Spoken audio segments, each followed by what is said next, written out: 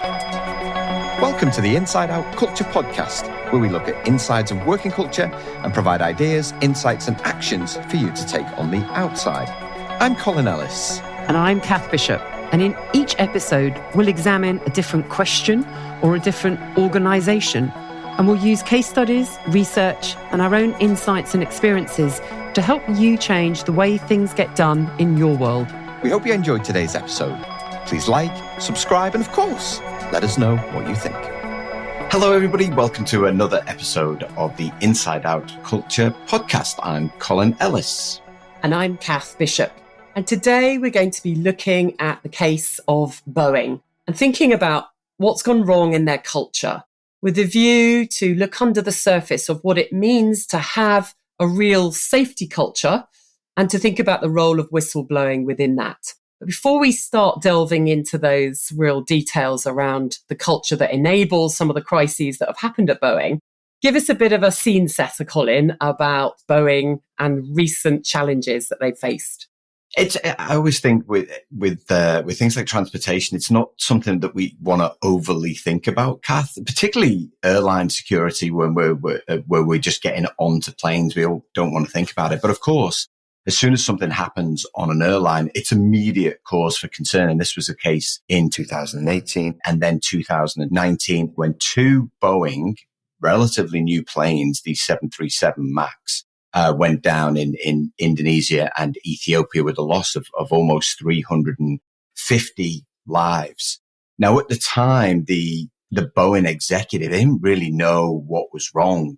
And so they didn't really respond in the way that we would expect. And it was really down to countries to actually ground the 737 MAX plane. So there wasn't really a response from Boeing other than the usual, going through the motions in terms of making sure that things were investigated properly.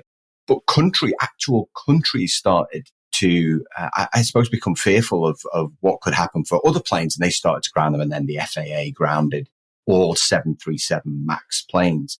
So this investigation was ongoing. In response, Boeing fired the top executive of its commercial airlines division. That was Kevin McAllister. They also eventually fired Dennis Muhlenberg, who was the chief executive. And they installed Dave Calhoun as the CEO, who was a bit of a Boeing veteran. He'd been there a number of years. And we'll come back to Dave Calhoun shortly. Now, when the investigation into the accident was finally kind of completed in 2020, it found just like a litany of errors. And I read the report, just so many things. It would take 30 minutes just to describe all of the things that they found. But essentially, that not only were the mechanical things, there were specific things within the culture of Boeing itself, which then contributed to kind of an undermining of its production and its quality processes. And then it all seemed to go quiet for a couple of years. Boeing was recovering nicely from COVID and the crisis that hit the airline industry. And then in January 2024, the plane was back in the news when a door fell off an Alaskan plane just after it had taken off from Portland. No one was injured, thankfully, because it just happened just as it had taken off. And they managed to land the plane. And then on March 12th of this year, a Boeing whistleblower, a guy called John Barnett, really courageous guy, who had shone a light on Boeing's, not only its culture and its safety practices, and he was determined. He was one of these people who was determined to change the culture at Boeing. Unfortunately, he was found dead in his truck in a suspected suicide. And at the time, he told the BBC, I went and read his interview with the BBC, that under pressure workers had been deliberately fitting substandard parts to aircrafts on the production line. He even said that parts had to be removed from scrap bins and fitted to planes because the pressure to keep production up was so high. And he said, I raised all of these issues to managers. He said, but nothing was ever done. And in a I suppose a tragically ironic twist, on the same day that he was found dead, a LATAM Airlines flight from Sydney to Auckland went into a steep dive when someone accidentally flicked a switch, just a flick to switch. And this is LATAM Airlines flight 800, causing the plane to dive sharply and 50 people were injured. And just as we're recording this, we traded messages yesterday. We planned to record this podcast. And just yesterday, which was March 25th, Dave Calhoun, the CEO, resigned over questions over its safety record. Now, coming back to Boeing's purpose is to protect, connect and explore our world and beyond. And I think all of that is now in question based on its recent safety history. So it's quite a complex set of events, but there are several themes running through these. And there are quite a lot of decisions taken by leaders consistently over a period of time that have meant the underlying issues have not been addressed. Now, there have been some very clear pressures on them that I think have enabled them to take that eye off safety culture. And the thing about safety culture, it's actually pretty simple. It has to be the top priority. And if you at any point start to compromise that, then you are starting off a series of events that could end up exactly as they have for Boeing. But I think there are sort of three things that have really challenged them, that they've managed poorly, and if you like, responded in a way driven by short-term gains. That is that, they have basically put safety, they compared it to getting their stock price right. They've looked at commercial imperatives to be, to kind of be more competitive. So we've got to change some things in order to be more competitive. They've had this sort of greater competition from Airbus that's been kind of pushing them along, that has meant they've gone, right, how could we improve things short term?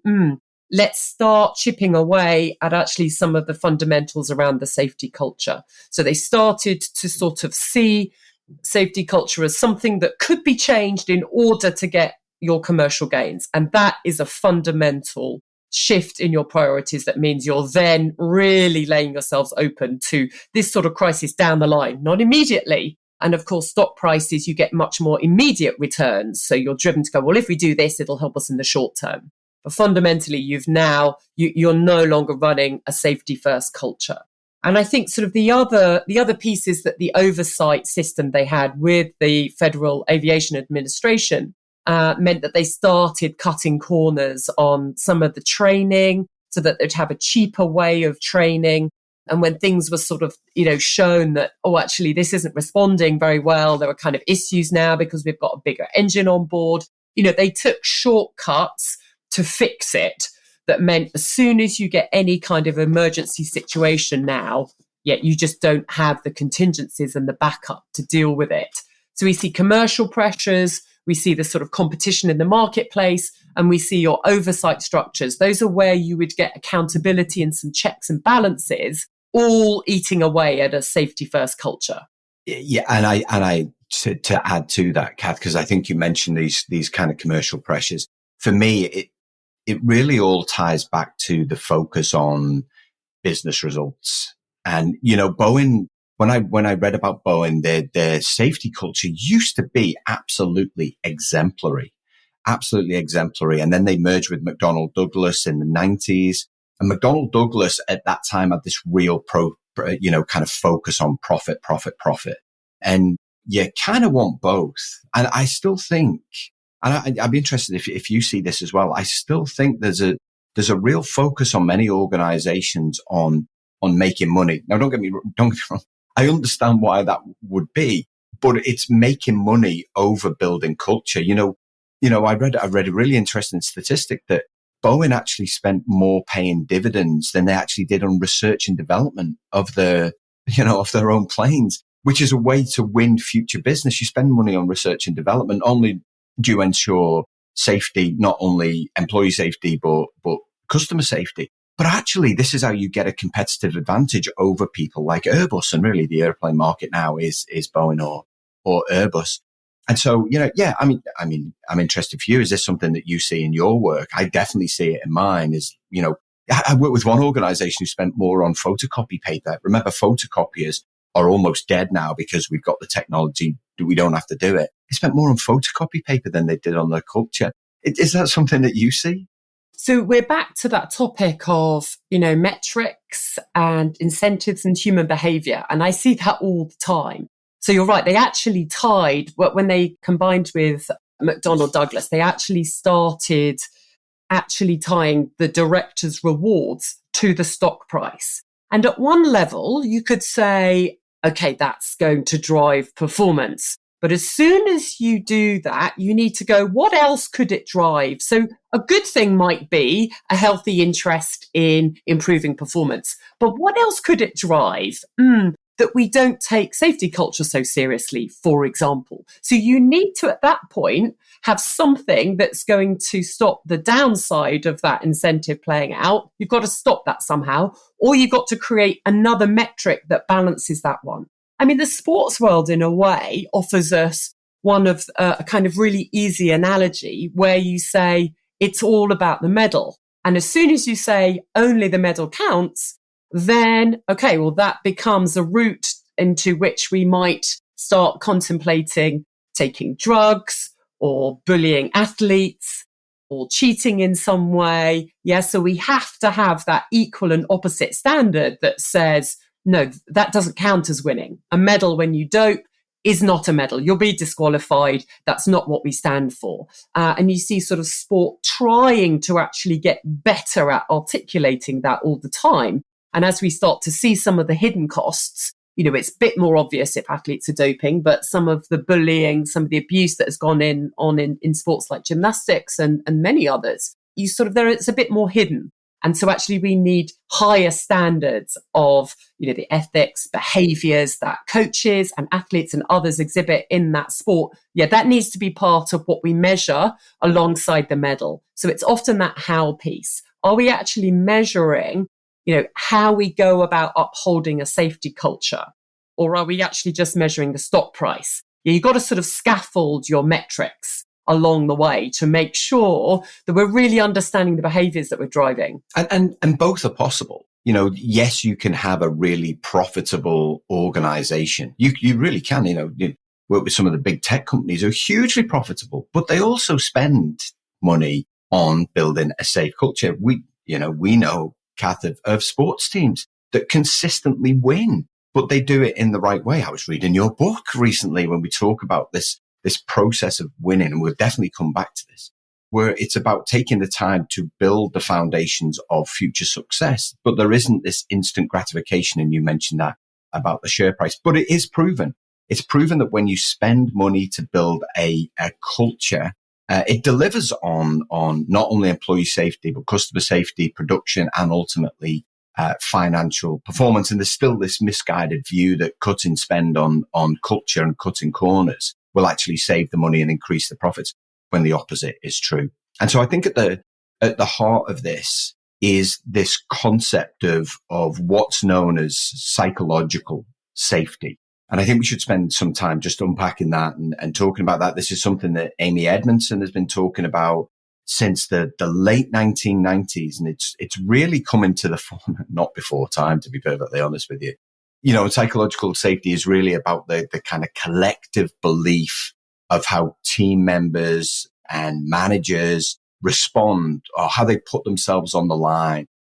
What's the response when they report something or raise a difficult issue, which was very much the case at Boeing, is what is that response?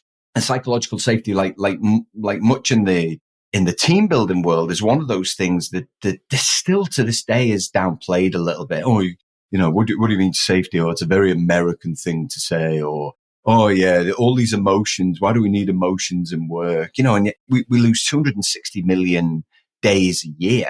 260 million people every year suffer from mental health issues, according to the World Health Organization, which costs $1 trillion in lost productivity. And yet I still don't feel that the concept of safety is that well understood. It's still, for me, Kath, I don't know about you, but it still seems to be all about physical safety and lost time through injuries rather than psychological safety. Yeah, we always like to overemphasize the physical, don't we, over the psychological, because it's a little bit easier to see. We're a little bit more comfortable. I've worked with construction companies who very admirably will start the day of a conference or any meeting with a safety moment, which is great because it's demonstrating safety comes first. But it is a physical safety moment, and we check the room and make sure there aren't wires are going to trip up, or think about sort of, making sure we know where the fire exits are. But actually, no one checks that people are feeling able to voice a question that they have, and that we've arranged the day so that it's not just the senior people who speak first. And, we're much less good at educating ourselves about that, understanding it, thinking about it. And so it's a word that I do hear used a lot. And yet I don't think we really have that depth of understanding. So actually, if, you're right, Amy Edmondson, a guru at the Harvard Business Review, is the person to go to learn more about this. There are loads of videos. Her book, The Fearless Organization, which came out in 2019, encapsulates basically 20 years of her research that started in healthcare, that was looking at, because she used to research teams. And in the process of learning about teams, she started to realize the most critical thing was psychological safety. And that actually the medical teams that were exhibiting all the high performing behaviors you'd expect in a team, they seemed to be the ones that also were logging most mistakes. And initially she had a crisis moment thinking, oh no, all these ones that are communicating clearly, asking, challenging, they've logged more mistakes than the other ones where there doesn't seem to be any trust behaviors going on. Until she, of course, realized that they're covering up the mistakes. Whereas the more high performing team that was, trusting and challenging and asking questions were actually writing down the mistakes so they could be addressed. And so often healthcare is seen as one of the worst areas culturally for doing this. And we have a whole list of healthcare crises across the UK that demonstrate this. And so she started in healthcare and now has worked in a lot of different organizations. She has a brilliant website, which I would also recommend. We'll put it on the action sheet, www.fearlessorganization.com. And there she talks about some of the behaviors that you can start to look for. So her company also offers like a behavioral metric. You can measure this stuff. You can start to look and see within your team, do people speak up and challenge within a meeting? What happens? What's the experience? Do people listen, or do they sort of try and cover it up or be very defensive? So it helps you, and you can easily find these online, these questions around learning behaviors, psychological safety. What are the characteristics? And we need to tune into them. We need to then think a good meeting is not one where we get through the agenda and have some action points. A good meeting is where these behaviors are present and we can see them. And so for leaders to start setting goals around psychological safety, not just outcomes all the time. So it's a huge area that is really important to kind of look at. There's another brilliant survey that was done, or big research experiment that was done in 2012 now by Google. And they wanted to see what is it that's most critical to a high performing team. It's called Project Aristotle. If you look it up, there are loads of articles. And of course, they looked across all of these techie teams, looking at skills, looking at all sorts of different elements. But the thing that was characteristic to their highest performing teams was psychological safety. So we want people to get educated about this. There's so much information now that should make it easier. But it means we have to shift to more behavioral metrics, to thinking about the experience that people are having, not just pure outcome metrics and numbers. Yeah, what organizations don't want is to appear in the media with staff talking about there's a culture of fear, which is exactly what happened to the Nursing and Midwifery Council this year. It happened at Sellafield nuclear power plant in Cumbria in the UK last year, this culture of fear.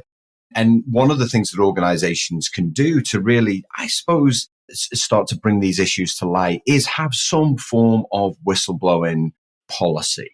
An opportunity for staff to anonymously raise issues if they don't believe that they're able to do that in their normal line of work. And let's face it, certainly for me as an employee for 30 years, I've worked in these unsafe environments. We never used, when I started work in the mid 1980s, we never used to talk about psychological safety.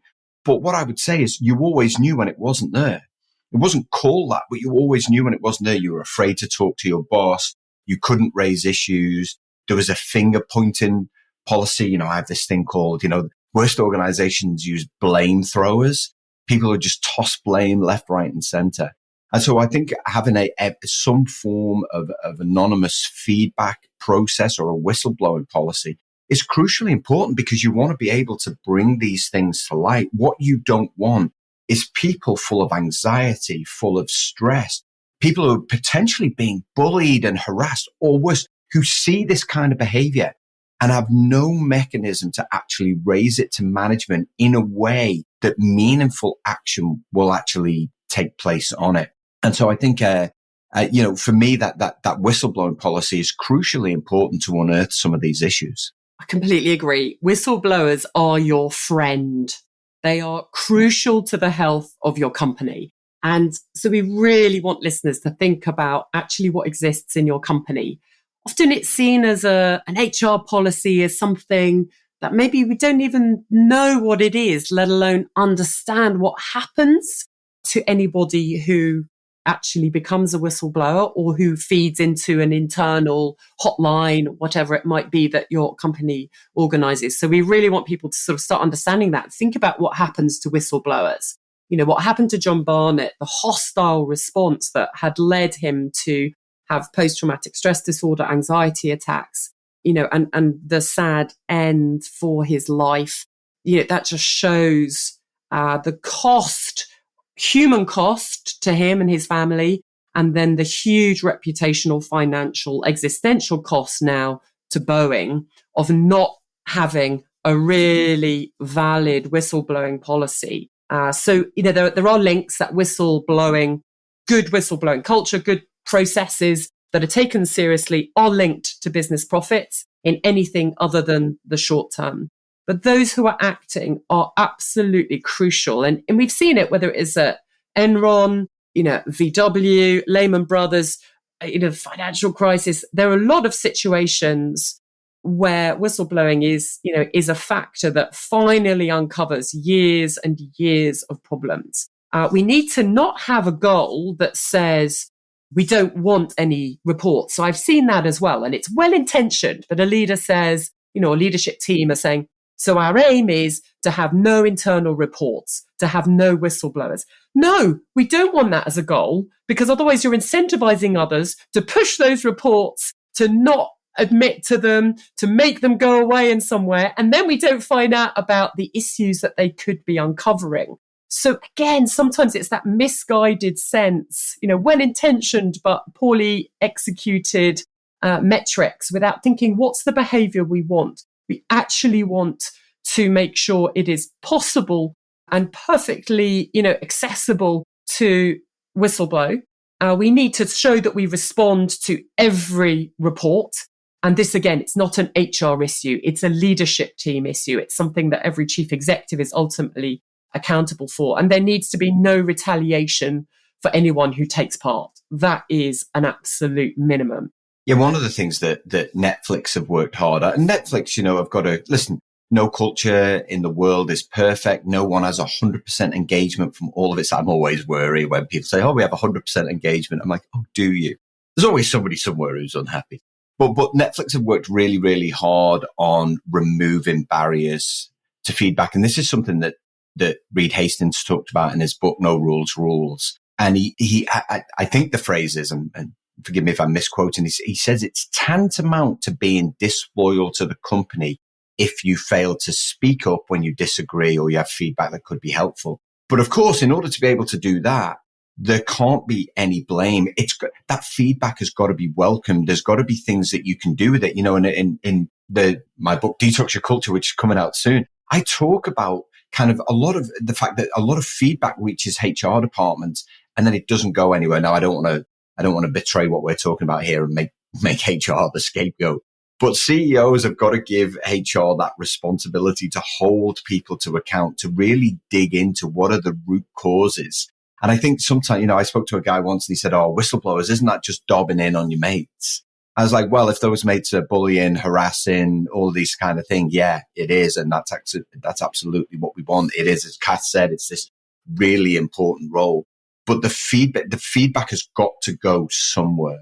It's got to be useful. And this is where boards of directors have also got to take an interest in this. One of the biggest issues with Boeing is that, there's been kind of 80% of turnover on the Boeing board since 2019.